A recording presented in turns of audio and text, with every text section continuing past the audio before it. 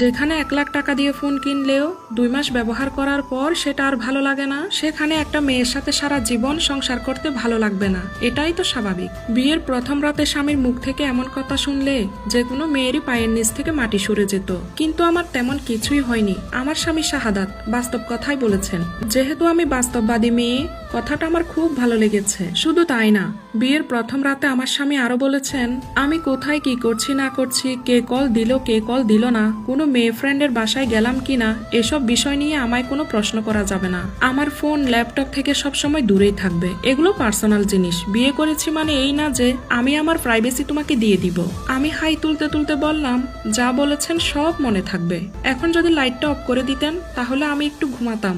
আমার কথা শুনে আমার স্বামীর মুখটা কেমন যেন বাংলার পাঁচের মতো হয়ে গেল। উনি হয়তো আশা করেননি উনার এত কঠিন কথাগুলোকে আমি সহজভাবে নেব। বিয়ের 3 মাস পরের ঘটনা। রাতে সবাই মিলে খাচ্ছিলাম, এমন সময় শাশুড়িকে বললাম স্বপ্নুর আপা, আপনাকে মাছের তরকারি দেব নাকি মাংসের তরকারি দেব? আমার কথা শুনে সবার চোখ কপালে উঠে গেল। আমার শাশুড়ি আমতা আমতা করে বললেন বৌমা, তুমি আমায় স্বপ্নুর আপা ডাকছো কেন?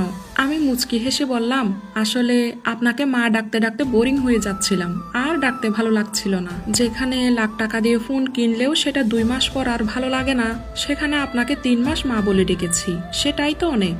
স্বপ্নুর আপা ডাকতে ডাকতে যদি বোরিং লাগে তাহলে পূর্ণিমা আপা, মৌসুমী আপা কিংবা অপু বিশ্বাস বুবলি কিছু একটা নামে আপনাকে ডাকবো, যাতে বোরিং না লাগে। আমার কথা শুনে শাশুড়ি বোবার মতো হয়ে গেলেন। ওনার মুখ থেকে আর কোনো কথা বের হচ্ছিল না।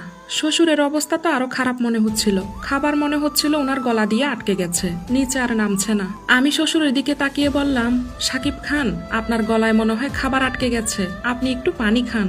আপনাকেও বাবা বলে ডাকতে ডাকতে বোরিং লাগছিল, তাই চিন্তা করলাম আপনাকেও আজ থেকে সাকিব খান বলে ডাকবো। এই নামেও বোরিং ফিল এলে জায়েদ খান, হিরো আলম কিছু একটা বলে ডাকবো। এসব দেখে আমার স্বামী আমাকে হাত ধরে টেনে রুমে নিয়ে গেলেন। প্রচন্ড রেগে গিয়ে বললেন তুমি আমার বাবা মায়ের সাথে ফাজলামি করছো? আমার মাকে অপু বিশ্বাস আর বাবাকে হিরো আলম ডাকবে, এসবের মানে কি? আমি মুচকি হেসে বললাম ফাজলামি আমি করছি নাকি তুমি করছো? বিয়ের প্রথম রাতেই তুমি বলেছিলে লাখ টাকা দিয়ে ফোন কিনলেও সেটা 2 মাস পর আর ভালো লাগে না, সেখানে একটা মেয়ের সাথে সারা জীবন সংসার করতে ভালো লাগবে না, এটাই নাকি স্বাভাবিক? একটা ফোনের সাথে কিভাবে নিজের বিবাহিত স্ত্রীকে তুলনা করো? একটা ফোনের সাথে নিজের বিবাহিত বউকে তুলনা করা ফাজলামি ছাড়া আর কিছুই না। সারা জীবন যাকে বাবা বলে ডেকে এসেছো তাকে এখন বাবা বলে ডাকতে আর ভালো না লাগলে অন্য কাউকে আব্বা বলে ডাকবে নাকি? আমার কথা শুনে আমার স্বামী মাথা নিচু করে চুপ হয়ে রইল। আমি আর কিছু না বলে অন্য রুমে চলে গেলাম। সেদিন মাঝরাতে আমার স্বামীর প্রচন্ড পেট ব্যথা শুরু হলো। আহ করতে করতে সারা বাড়ি সে মাথায় তুলে ফেললো। আমি আমার স্বামীর কানে কানে বললাম বাবা গো মা গো বলে চিল্লাও, তারপরও এরকম আওয়াজ করো না। আমার স্বামী এসব